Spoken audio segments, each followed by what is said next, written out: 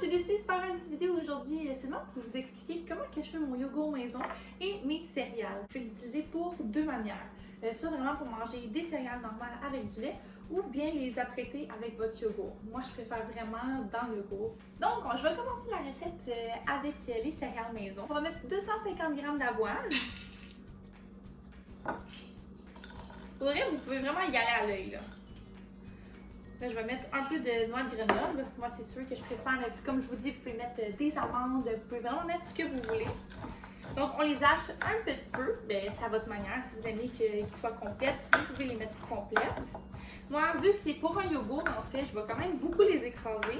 Personnellement, moi, j'en mets pas tant que ça parce que je vais rajouter des graines de tournesol. Je préfère vraiment plus des graines de tournesol dans un yogourt, c'est vraiment mieux, je trouve.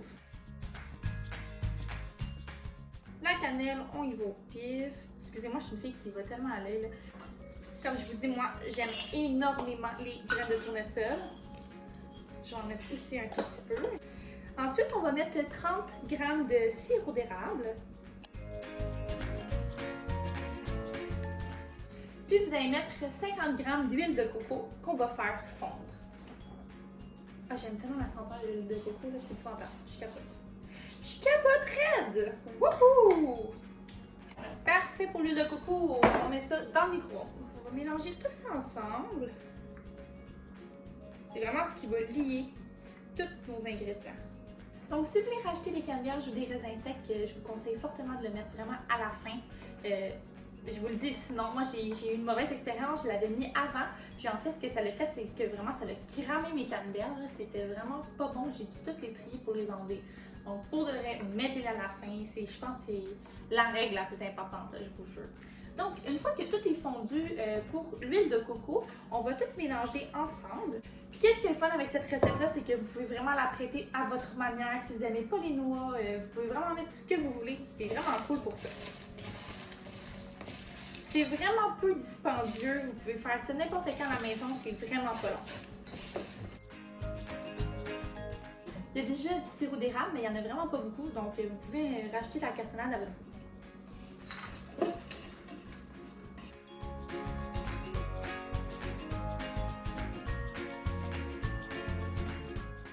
Donc, quand c'est terminé, on enfourne à 150 degrés durant 50 minutes. Donc maintenant, je vais commencer la recette pour le yogourt maison.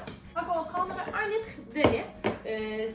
Si vous avez un 2%, même 3,25, c'est mieux. Plus qu'il est épais, plus que c'est mieux.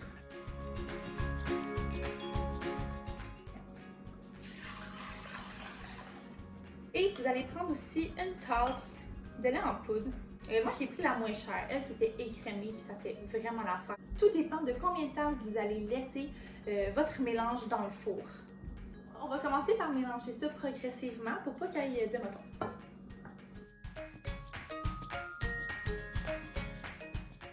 Donc là, maintenant, quand que tout le lait en poudre est mélangé au lait normal, on va passer au four et on va, dans le fond, le faire chauffer jusqu'à temps que la température atteigne le 85 degrés.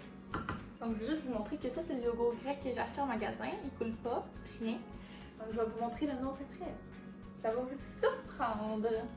Maintenant, quand on a atteint la température de 85 degrés, on doit attendre que la température redescende à 45. En fait, quand vous allez déposer l'eau dedans, l'eau doit être chaude. Elle ne doit pas être bouillante. Parce que si vous mettez de l'eau bouillante dedans, vous allez tuer les bactéries, ce qui va faire en sorte que votre yogourt, les bactéries ne vont pas se multiplier, ils vont réduire. Donc, votre yogourt va être complètement liquide, ça ne va vraiment pas fonctionner. Quand vous allez avoir terminé votre yogourt, en fait, vous devez le réfrigérer pendant 3 heures avant la consommation. Puis dans le fond, la conservation du yogourt est de 2 semaines. La température est rendue à 45 degrés. N'hésitez pas à mettre une petite guenille. Le bol est encore chaud.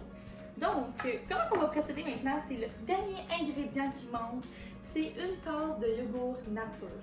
Celui qui a le plus de bactéries à l'intérieur, c'est le meilleur, je vous jure. Donc, en fait, une tasse, on va le mélanger au complet.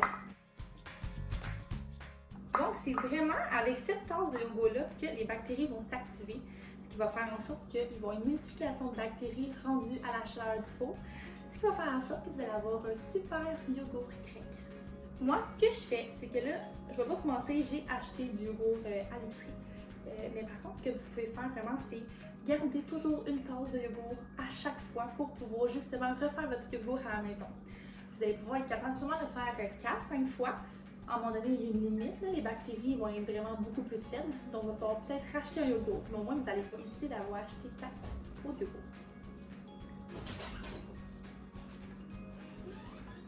Ça, c'est mon bail!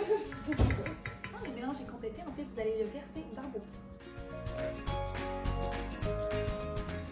Une fois que c'est terminé, on va refermer les pots, puis on va mettre de l'eau dans le fond du plat de Pyrex. Vraiment vous assurer que vous avez des pots hermétiques comme ceci, pour être sûr qu'ils s'équilibrent bien.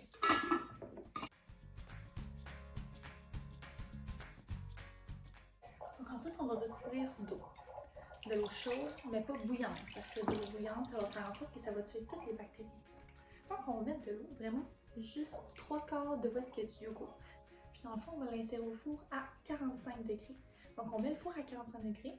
Quand il est à température, on ferme le four puis on l'insère durant 24 heures. Donc en fait, là, je viens tout juste d'enfourner mon yogourt. Donc on va attendre 24 heures puis on se retrouve demain matin. Bon, donc là, ça fait 24 heures. Je vais vous montrer le résultat. Ça sent vraiment comme le vrai yogourt normal. Puis ça coule pas du tout. Puis si vous voulez, exemple, avant de le mettre au four, vous aurez pu mettre une confiture de fraises que vous avez fait avant. Simplement pas mettre des vrais fruits frais. Sinon, à cause de l'eau qu'il y a dans les fruits, ça va faire en sorte que votre yogourt ne va pas être capable de figer. Donc un gros merci d'avoir écouté ma vidéo. Si vous avez aimé, n'hésitez pas à faire un j'aime, commenter pour m'encourager. Du gros love, guys. On va se retrouver bientôt pour une autre vidéo. On va être de nouveau dans ma cuisine. Puis cette fois-ci, vous allez vraiment avoir du fun. Vous allez rire autant que moi quand je vais la faire. Puis je vous dis un petit in là, l'alcool avec présente. Manquez pas ça, ciao!